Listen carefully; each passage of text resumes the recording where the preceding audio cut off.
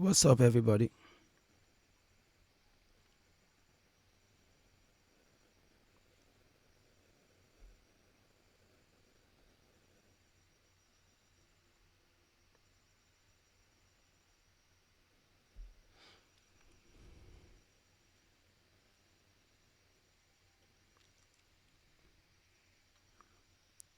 Are we live now? Okay, if you can watch, if you can see me, let's go, everybody. Good morning, afternoon, evening, wherever you're watching me from. We have a lovely friend right here as our guest. Let's hope she will pick our call. We need to call our guest immediately. Let's hope she's ready to pick our call. A special guest.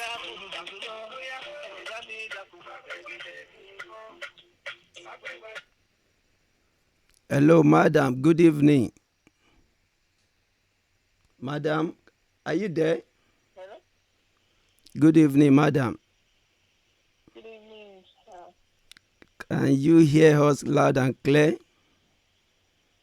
Yes, I can hear Okay, ẹ kálẹ́, very madam. clearly. Ṣé ẹ bínú pé Yes, a I ti can delay hear. yín púpọ̀ jù? A delay. Ẹ má bínú, ẹ jọ̀ọ́. Now, a kàn fẹ́ kẹ́ share knowledge, experience that you need as a woman, a wife, a mother. Because these days, so many things ló ń ṣẹlẹ̀ in our society tó dẹ̀ dàbí wípé a ní guidance, a ní àwọn olùtọ́sọ́nà tó ń teach wa bá a ṣe gbọ́dọ̀ hùwà tá a bá ti marry tán. So a kàn máa fẹ́ kẹ́ fún wa nímọ̀ràn àbí kẹ́ ẹ sọ ìdí tírú ẹ̀ ṣe ń ṣẹlẹ̀. Basically, let me just summarize the issue. Somebody that has been married for over 4 years, she just woke up one day and she said she's done, that she has to move on with her life, telling her husband that she's done, she has to move on for her life. The husband, if I tell you, that man couldn't hold it. The man was like, are you serious? What has come over you? He couldn't believe it. So, and I personally felt is woman, obìnrin ló máa mọ ìdí nǹkan tó máa ń fà á tí obìnrin kan dédé máa ń decide pé she's tired of marriage, she wants to move on. A kàn fẹ́ kẹ́ kàn tan ìmọ́lẹ̀ sí. Yes, in my own knowledge and their discipline tí mo kàn rí sí àwọn nǹkan mẹ́rin ni pé obìnrin tó bá sọ pé òun ti ṣe tán, òun ò ṣe mọ́, òun fẹ́ máa lọ, òun ló mọ nǹkan tó rí tó sọ bẹ́ẹ̀, òun ló mọ tó rí lọ́bẹ̀ tó fi wà lọ́wọ́. Because a lot of things yìí náà máa ń ṣẹlẹ̀ nílé tó yẹ pé obìnrin yìí lè faradà. Bóyá bíi pé bóyá responsibility ọkùnrin tó yẹ kó máa ṣe tí ò ṣe, tó yẹ pé bóyá òun ló ń ṣe a lot of things nínú ilé, ó lè decide lọ́jọ́ kan pé ó ti sóhun, òun ò lè continue mọ́, òun fẹ́ work out. Tí ò bá sí sùúrù, tẹ́lẹ̀ ni ò bá lè ní sùúrù gẹ́gẹ́ bí àwọn màmá wa ṣe máa ń ní sùúrù láyé ìjọ yẹn, ó lè work out kó lè rìn ṣe mọ́. Then another thing tí mo dẹ̀ tún lè rí tóbìnrin tún lè sọ pé òun ò tún fi ṣe mọ́ ni wípé bóyá gẹ́gẹ́ bí ọkọ ẹ̀ tó tọ́jọ́ wà nílé tí ò bá ṣe right ẹ̀ gẹ́gẹ́ bí ọkùnrin lọ́kọ-láya, tí ò ṣe é tó bí ìyàwó yẹn ṣe fẹ́, ó lè decide láti quit pé òun ò ṣe mọ́, kó dẹ̀ work out from there. But kẹ̀dẹ̀ mọ̀ pé obìnrin yìí jẹ́ pé bóyá sexually kìíní ẹ̀ kò lè máa mú mọ́ra, kò enjoy ẹ̀ bó ṣe yẹ kó enjoy, ó máa work out. kúrò ní marriage ni.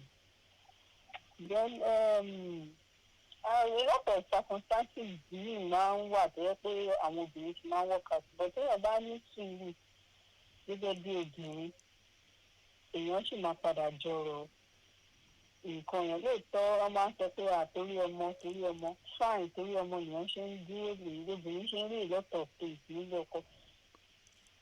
Torí ọmọ tọ́lẹ̀ ṣe ń sọ ẹ̀ ni pé ọmọ òun ni ọjọ́ ọ̀la wa. Téèyàn bá ní sùúrù láti farada a lot of things téèyàn rí tó bá dọjọ́ iwájú èrè ẹ̀ ń bọ̀ sí obìnrin yẹn láti jẹ. Ìwọ́n tó bá ní tìtorí pé òun ní ọkọ ẹ̀ wò ṣe bó ṣe yẹ kó ṣe, kò tọ́jú ẹ̀rọ, ló ń gbé gbá, ló ń sanwó ilé, ló ń sanwó kọ̀ọ̀kan, ló ń sanwó school, tó wá quit, tó kọ́ àwọn ọmọ dàálẹ̀ àbí tó kọ́ àwọn ọmọ lọ. Àwọn ọmọ yẹn ò lè rí ìtọ́jú tó péye dáadáa. Ìwọ́n tó bí ní ò lè dá ọmọ tọ́. Obìnrin kò lè dá ọmọ tọ́. Láyé òde òsì yìí oríṣiríṣi nǹkan ló wà ń ta. Tí àwọn alóbìnrin nìkan fẹ́ dọ́mọ tọ́, àforí ọ̀fẹ́ Ọlọ́run nìkan náà lọ́nà ní obìnrin lè fi dọ́mọ tọ́ o. Ṣùgbọ́n obìnrin ní ìtọ́jú pé ó ti jí lọ látàárọ̀, ó ti lọ ṣe káràkátà, ó ti fọmọ sílẹ̀.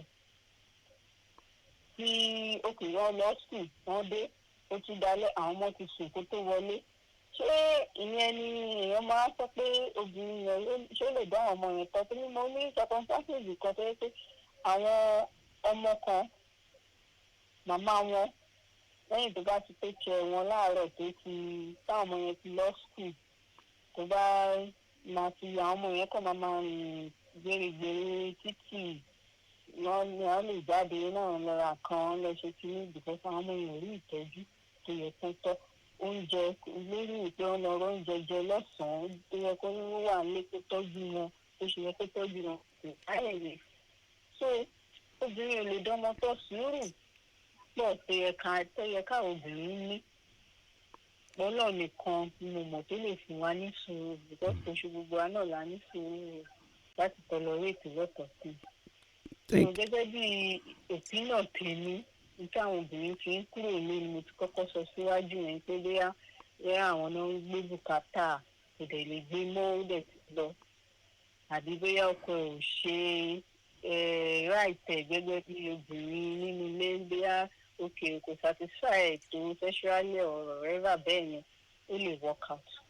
Thank you very much. Thank you very much.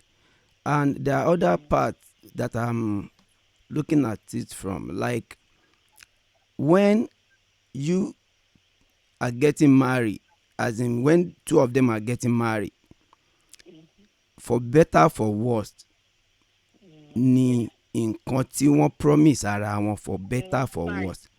Kí wá ló lè fà á tí wọ́n rántí ọjọ́ yẹn mọ́ tó jẹ́ pé wọ́n kàn believe pé half of the way they can decide to walk away. Kí ló dé tó yẹ pé ṣé for better for worse tó ń sọ yẹn ni ṣé kò múlẹ̀, ṣé kò wà concrete enough? For better for worse kò múlẹ̀ mọ́. For better for worse sí orí àwọn ni. Ayé ìgbà àtijọ́ àwọn màmá wa ló múlẹ̀. Ó máa ní gbogbo wọ́ọ̀sì bẹ̀, ó máa forí fa, wọ́n á fi gbogbo ara gbà á. Bẹ́tà dẹ̀ náà tó bá yọjú náà wọ́n á fi gbogbo ara gbà á. Ṣùgbọ́n sì yìí kò sí sùúrù lérè lọ́wọ́ Ọlọ́run ṣògo ní àwọn èèyàn wá ń sìn yìí. A ní wo yóò tọ́ for better for worse lájọ sáyìn, ṣùgbọ́n eléyìí ìyẹ̀wò ò lè rìn dí ọwọ́ sí ibẹ̀ mọ́ o. Ó ti pọ̀ ju ẹ̀mí àrùn workout àpò ní ìgbéyàwó yẹn. Torí àwọn ni for better for worse. Ó mì pé for better for worse yẹn. Tàbá 100 sílẹ̀ out of 100 yẹn àárí kásá ní àárí 10-20 tó máa stick to that word of for better for worse. Ó lágbára nìyẹn. So a dúpẹ́ lọ́wọ́ yín gan. A dúpẹ́ a máa ní láti pè yín padà tẹ́ bá ń gbọ́ wa. A máa ní láti pè yín padà torí pé conversation yìí ó deep gan. Though we have reached agreed time or minute. So, but this conversation, I can see that you are very, very, well on point with all you have been saying. So just give me a minute. Let me give you a call back. I will. Okay, thank you. I think I've seen it. Okay, viewers, if you can hear our conversation, you can see that it's very, very deep. Very, very deep. So probably if I couldn't get through to her, and we will have to do it again, and we continue from where we stop. Until next time, stay blessed. Eagle Eyes tell you good night.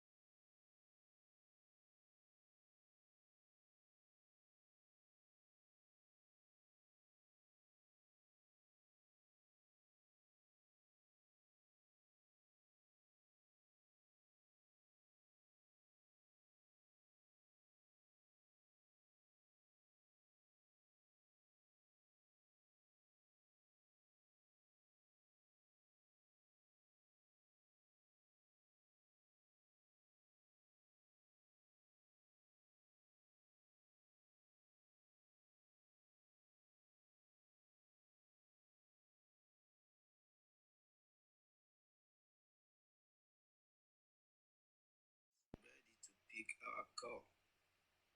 A special guest.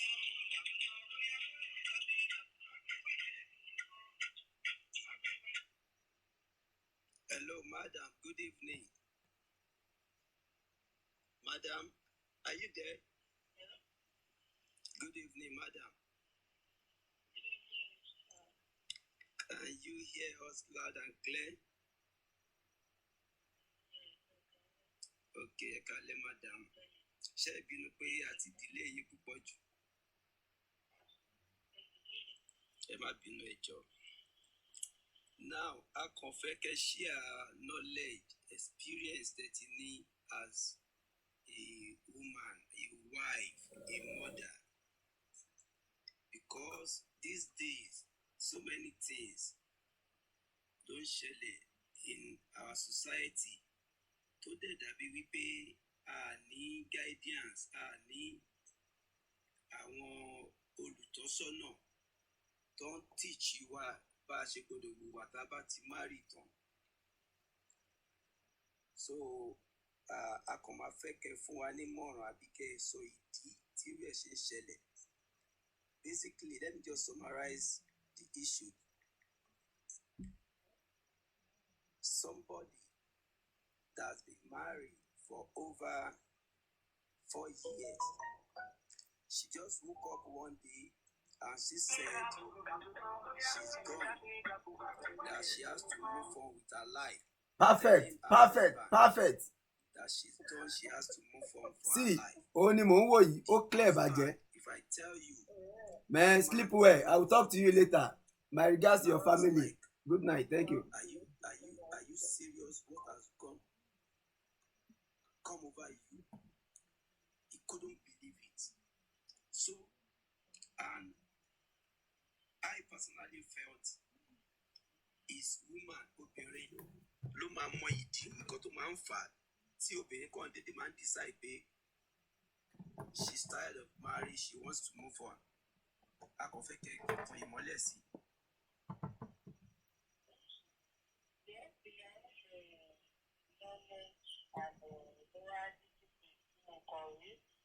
Tí àwọn nǹkan bẹ̀rẹ̀ yìí pé obìnrin tó bá sọ pé òun ti ṣe tán, òun ò ṣe mọ́, òun tó máa lọ, òun ló mọ nǹkan tó ń ṣe sọ bẹ́ẹ̀, òun ló mọ tó ń gbọ́dọ̀ tó ṣe wà lọ́wọ́. Ṣùgbọ́n tí wọ́n sọ pé ìbílẹ̀ náà máa ń ṣẹlẹ̀ nílé jẹ́ bóbìnrin ní èdè ìfaradà. Wọ́n bí dédé responsibility ọkùnrin tó yẹ kó máa ṣe tó ò ṣe. Khadija, come here. Come and watch my.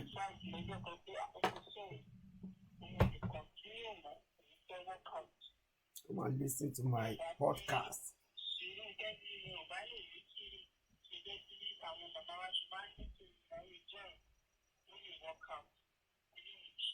Very clear.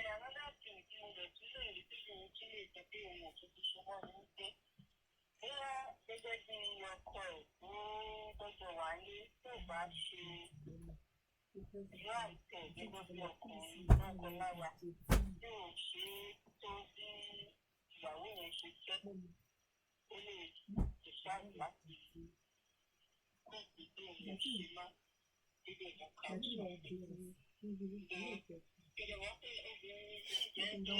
jẹ́ àìtẹ́sọ́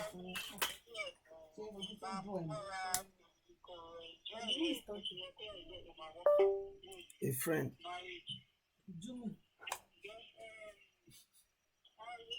I don't matter. Do me June.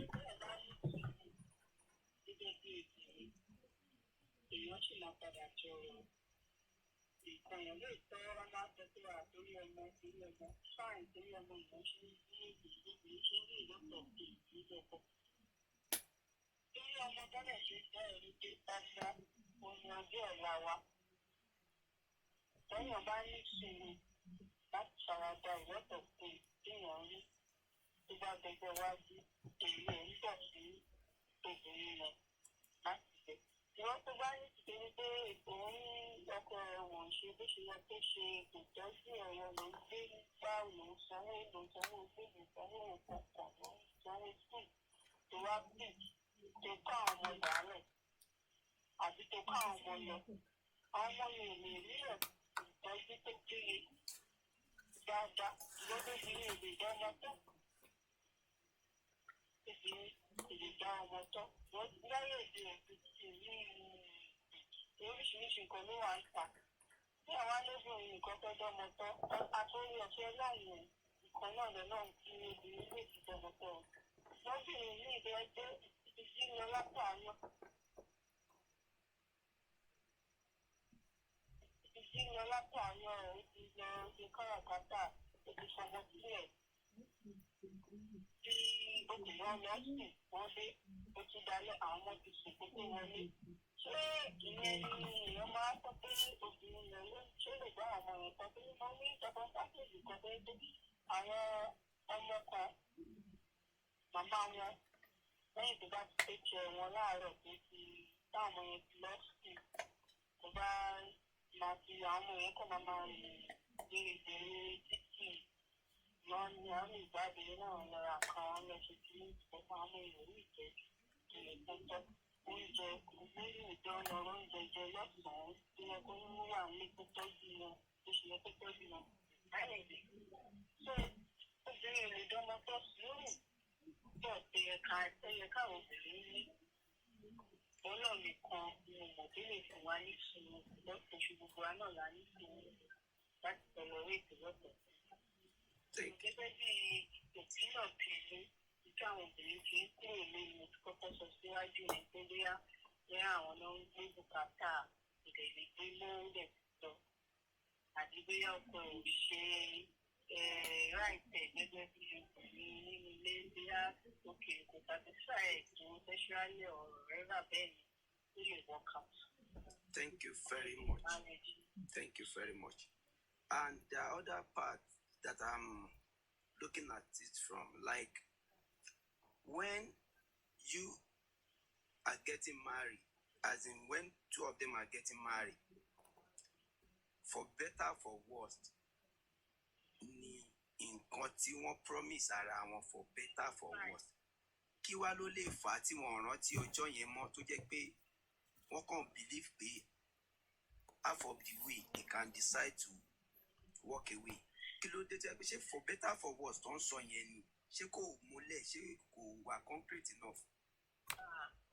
For better for worse múlẹ̀ mọ́ for better for worse ní ìsinyìí orí àwọn ni ayé ìgbà àtijọ́ àwọn màmá wa ló múlẹ̀ tó máa ní gbogbo wọ́ọ̀sì jẹ̀ ọ̀sán máa forí wọ́n máa forí gbà wọ́n á pọ̀ wọ́n á fi gbogbo ara dà á. Bẹ́tà dẹ̀ náà tó bá yẹjú náà á fi gbogbo ara dà á.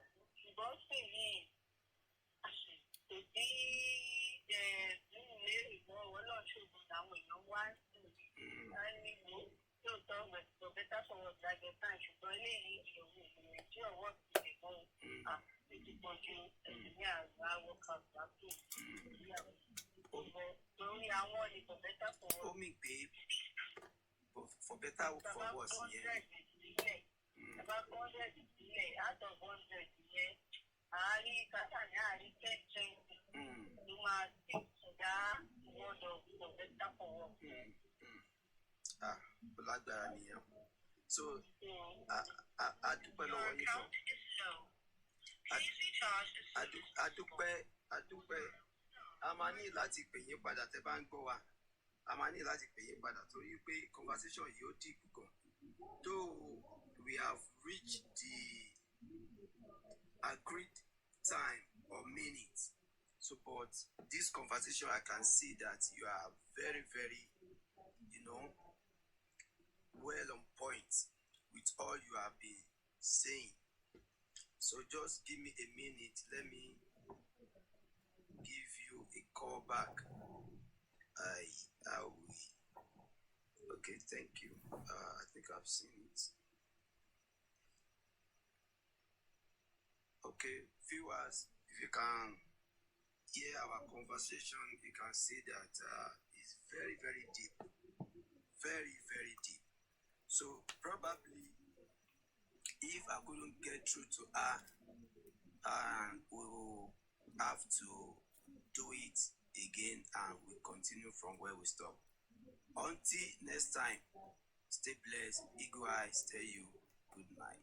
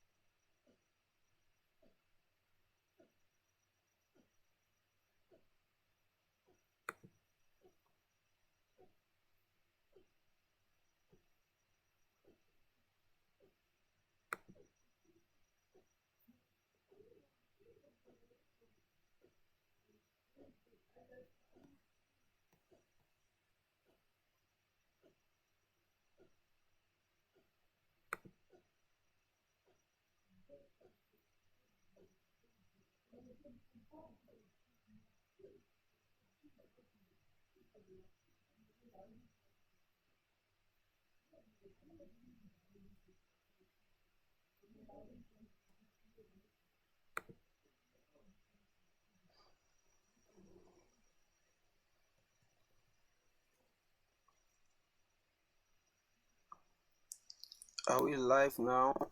Okay, if you can watch, if you can see me, let's go, everybody. Good morning, afternoon, evening, wherever you watch me from.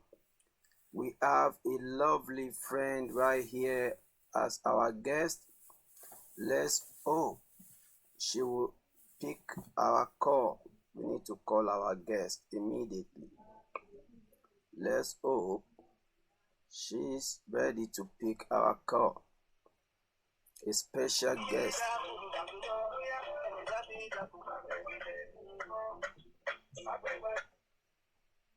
Hello, madam. Good evening. Madam, are you there? Hello? Good evening, madam. Good evening, sir. Can you hear us loud and clear? Yes, okay. Okay, ẹ kálẹ́, madam. Ṣé ẹ bínú pé a ti delay yín púpọ̀ jù? Ẹ má bínú, ẹ jọ̀ọ́. Now, a kàn fẹ́ kẹ́ share knowledge, experience that you need as a woman, a wife, a mother. Because these days, so many things ló ń ṣẹlẹ̀ in our society tó dẹ̀ dàbí wípé a ní guidance, a ní àwọn olùtọ́sọ́nà tó ń Anytime. bá a ṣe gbọ́dọ̀ hùwà tá a bá ti marry tán. So a kàn máa fẹ́ kẹ́ fún wa nímọ̀ràn àbí kẹ́ ẹ sọ ìdí tí irú ẹ̀ ṣe ń ṣẹlẹ̀. Basically, let me just summarize the issue. Somebody that has been married for over 4 years, she just woke up one day and she said she's done, that she has to move on with her life, telling her husband that she's done, she has to move on for her life. The husband, if I tell you, that man couldn't hold it. The man was like, are you serious? What has come over you? He couldn't believe it. So, and I personally felt his woman, obìnrin, ló máa mọ ìdí nǹkan tó máa ń fà tí obìnrin kan dédé máa ń decide pé she's tired of marriage, she wants to move on. A kàn fẹ́ kẹ́ kàn tán ìmọ́lẹ̀ sí. Yes, in my own knowledge and there discipline tí mo kàn rí sí àwọn kan mẹ́rin ni pé obìnrin tó bá sọ pé òun ti ṣe tán, òun ò ṣe mọ́, òun fẹ́ máa lọ. Òun ló mọ nǹkan tó rí tó sọ bẹ́ẹ̀. Òun ló mọ tó rí lọ́bẹ̀ tó ti wà lọ́wọ́. Ìwọ́pọ̀ pé ìdílé náà máa ń ṣẹlẹ̀ nílé tẹ́ tóbìnrin yìí lè lè faradà. Bóyá bíi pé bóyá responsibility ọkùnrin tó yẹ kó máa ṣe tí ò ṣe. Ó yẹ pé bí òun ló ń ṣe ìgbọ́tọ̀ pé nínú ilé. Ó lè decide lọ́jọ́ kan pé ó ti sóhun. Òun ò lè continue mọ́, òun fẹ́ work out. Tí ò bá sí ìṣirò tẹ́lẹ̀ ni ò bá lè ní sùúrù gẹ́gẹ́ bí àwọn màmá wa ṣe máa ń ní sùúrù láyé ìjọ́ yẹn, ó lè work out kó lè ṣe mọ́. Then another thing tí mo dẹ̀ tún lè rí pé bí mo tún lè sọ pé òun ò tún fi ṣe mọ́ ni wípé bóyá gẹ́gẹ́ bí ọkọ ẹ̀ tó tọ́jọ́ wà ní tí ò bá ṣe láìpẹ́ gẹ́gẹ́ bí ọkùnrin lọ́kọ láya tí ò ṣe tó bí ìyàwó yẹn ṣe fẹ́, ó lè decide láti quit pé òun ò ṣe mọ́ kó dẹ̀ work out from there. But ṣẹlẹ̀ wọ́n pé obìnrin yìí jẹ́ pé bóyá especially kìíní ẹ̀ kò lè máa mú mọ́ra, kò enjoy ẹ̀ tó ṣe yẹ kó enjoy ó máa work out. kúrò ní marriage yẹn. Then a lot of circumstances yìí máa ń wà tó yẹ pé àwọn obìnrin ti máa ń work out, but téèyàn bá ní sùúrù gẹ́gẹ́ bí obìnrin èèyàn sì máa padà jọrọ̀ nǹkan yẹn. Lóòótọ́ wọ́n máa ń sọ pé torí ọmọ fáìn torí ọmọ èèyàn ṣe ń dín èlò obìnrin ṣe ń rí ìlọ́tọ̀ pé nílé ọkọ. Torí ọmọ tọ́lẹ̀ ṣe ń sọ ẹ̀ ni pé ọmọ òní ọjọ́ ọ̀la wa. Téèyàn bá ní sùúrù láti farada ìlọ́tọ̀ pé téèyàn rí tó bá dọjọ́ iwájú èrè ẹ̀ ń bọ̀ fún obìnrin yẹn láti jẹ. Ìwọ́n tó bá ní tìtorí pé òun ní ọkọ ẹ̀ wò ṣe bó ṣe yẹ kó ṣe kò tọ́jú ẹ̀rọ ló ń gbé gbá ló ń sanwó ilé ló ń sanwó kọ̀ọ̀kan ló ń sanwó skul tó wá kù tó kọ́ àwọn ọmọ dàálẹ̀ àbí tó kọ́ àwọn ọmọ lọ. Àwọn ọmọ yẹn ò lè rí ìtọ́jú tó péye dáadáa ìjọ tó di èrè ìjọmọtọ́. Obìnrin kò lè dá ọmọ tọ́ láyé òde oríṣiríṣi nǹkan ló wà ń ta. Tí àwa lóbìnrin nìkan fẹ́ dọ́mọ tọ́ àtòrí ọ̀fẹ́ ọlọ́run nǹkan náà lọ́nà bí obìnrin lè ti dọ́mọ tọ́. Ìgbọ́bìnrin ní ìbẹ̀rẹ̀ pé ó ti jí lọ látàárọ̀ ó ti lọ ṣe káràkátà ó ti fọmọ sílẹ̀ tí okùnrin lọ sùn wọ́n dé ó tún dalẹ̀ àwọn ọmọ ti sùn kó tó wọlé. Ṣé ìyẹn ni èèyàn máa sọ pé obìnrin yẹn ṣé lè dá àwọn ọmọ yẹn tọ́? Torí mo ní circumstances kan tó yẹ pé àwọn ọmọ kan màmá wọn lẹ́yìn tó bá ti tó ṣe wọn láàárọ̀ pé táwọn ọmọ yẹn ti lọ sùn kò bá máa fi àwọn ọmọ yẹn kàn máa rìn gbèrègbèrè títì wọ́n ní àwọn ìjáde náà lọ́ra kan lọ́sẹ̀ tí ní ìdìbò fún àwọn ọmọ yẹn ní ìtọ́jú tó yẹ kó tọ́. Oúnjẹ lẹ́yìn ìpé ọ̀nà oúnjẹ jẹ lọ́sàn-án tó yẹ kó wà nílé tó tọ́jú wọn tó ṣe yẹ kó tọ́jú wọn kò báyẹ̀ yẹn. So obìnrin ò lè dánmọ tó sùúrù pọ̀ tó yẹ káwọn obìnrin ní. Ọlọ́run nìkan ni mo mọ̀ tó lè fún wa ní sùúrù because kò ṣe gbogbo wa náà la ní sùúrù láti tolerate lọ́tọ̀ sí. Gẹ́gẹ́ bí òpínlẹ̀ tèmi nígbà àwọn obìnrin fi ń kúrò ní mo ti kọ́kọ́ sọ sí.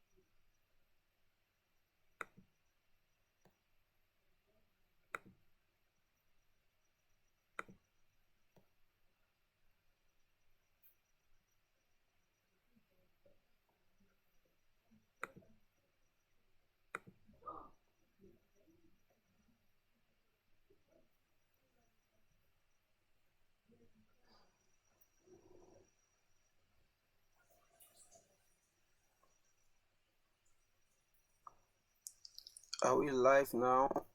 Okay, if you can watch, if you can see me, let's go everybody. Good morning, afternoon, evening, wherever you watch me from. We have a lovely friend right here as our guest. Let's hope she will pick our call. We need to call our guest immediately. Let's hope she's ready to pick our call. A special guest.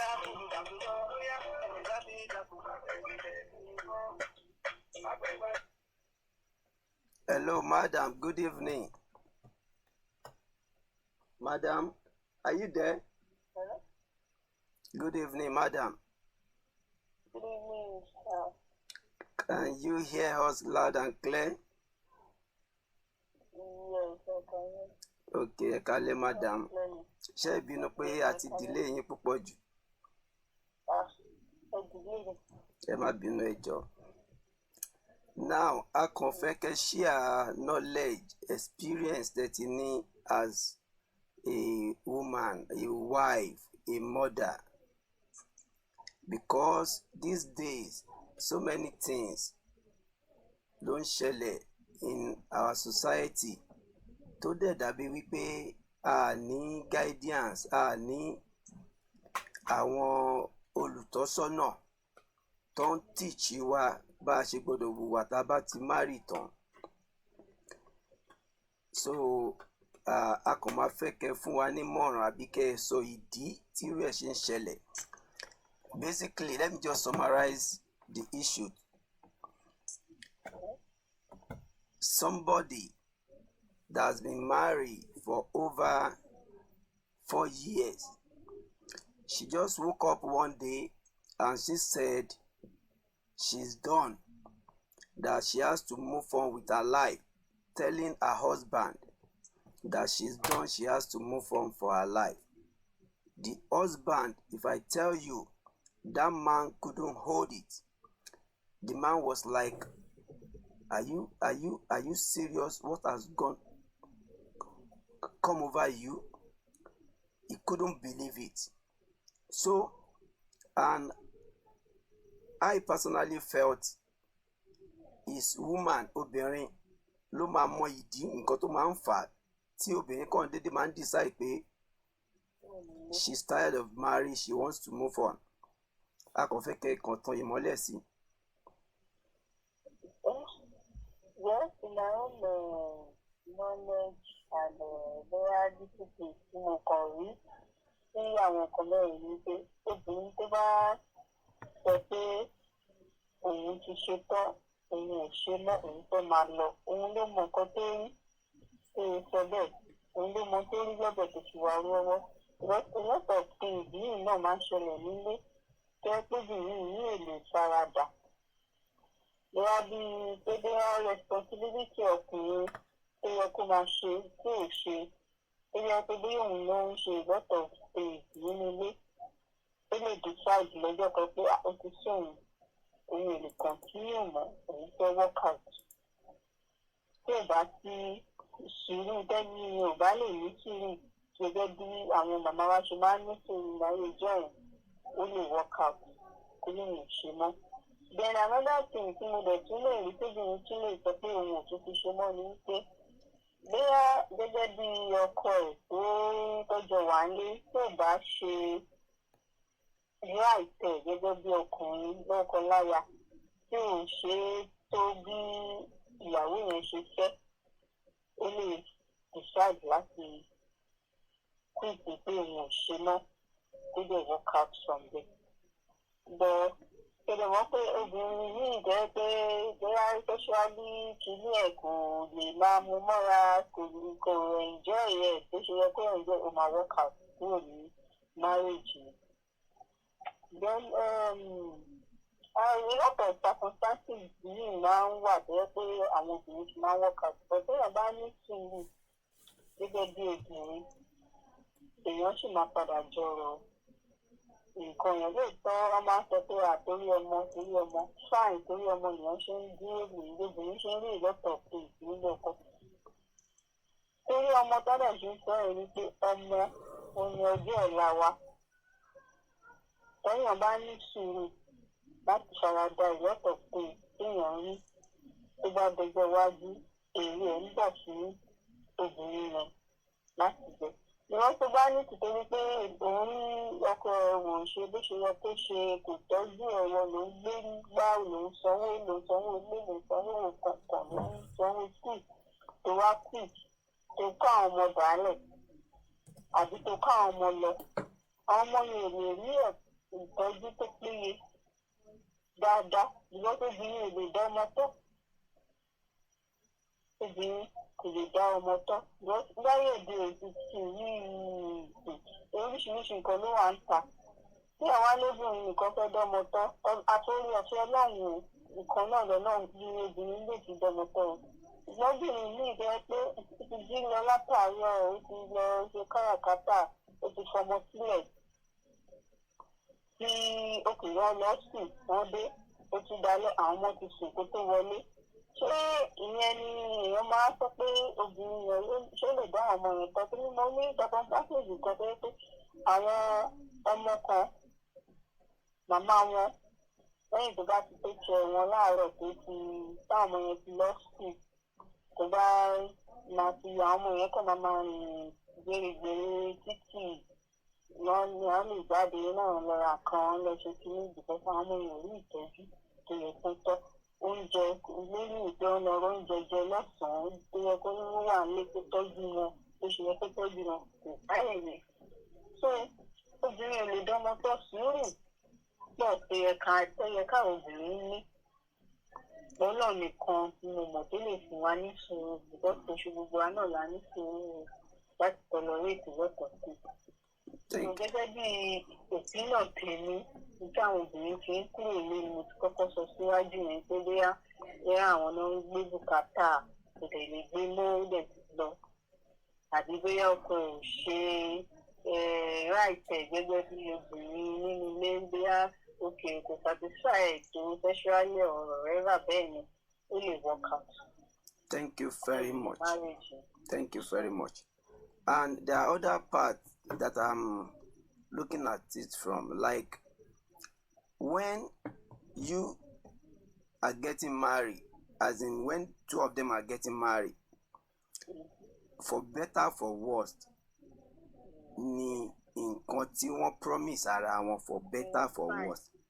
Kí wá ló lè fà á tí wọ́n rántí ọjọ́ yẹn mọ́ tó jẹ́ pé wọ́n kàn believe pé half of the way they can decide to walk away. Kí ló dé tó yẹ pé ṣé for better for worse tó ń sọ yẹn ni ṣé kò múlẹ̀ ṣé kò wà concrete enough.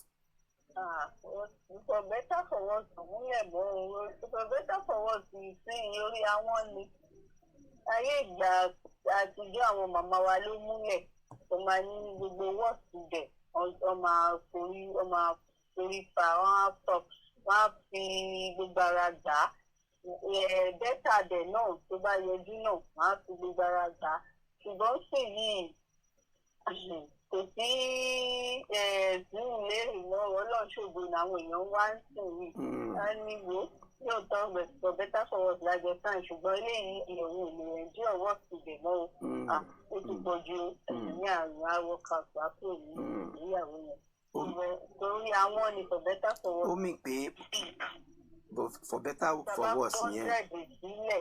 tàbá 100 sílẹ̀ out of 100 yẹn àárín kátà ní àárín 10-20 ló máa stick to that word of for better for worse. Ó lágbára nìyẹn. So a dúpẹ́ lọ́wọ́ yín gan. A dúpẹ́ a máa ní láti pè yín padà tẹ́ bá ń gbọ́ wa a máa ní láti pè yín padà torí pé conversation yìí ó deep gan. Though we have reached the agreed time or minutes, so but this conversation I can see that you are very very well on point with all you have been saying. So just give me a minute, let me give you a call back. I will. Okay, thank you. I think I've seen it. Okay, viewers, if you can hear our conversation, you can see that it's very very deep, very very deep. So probably if I couldn't get through to her, we will have to do it again and we continue from where we stop. Until next time, stay blessed. Eagle Eyes tell you good night.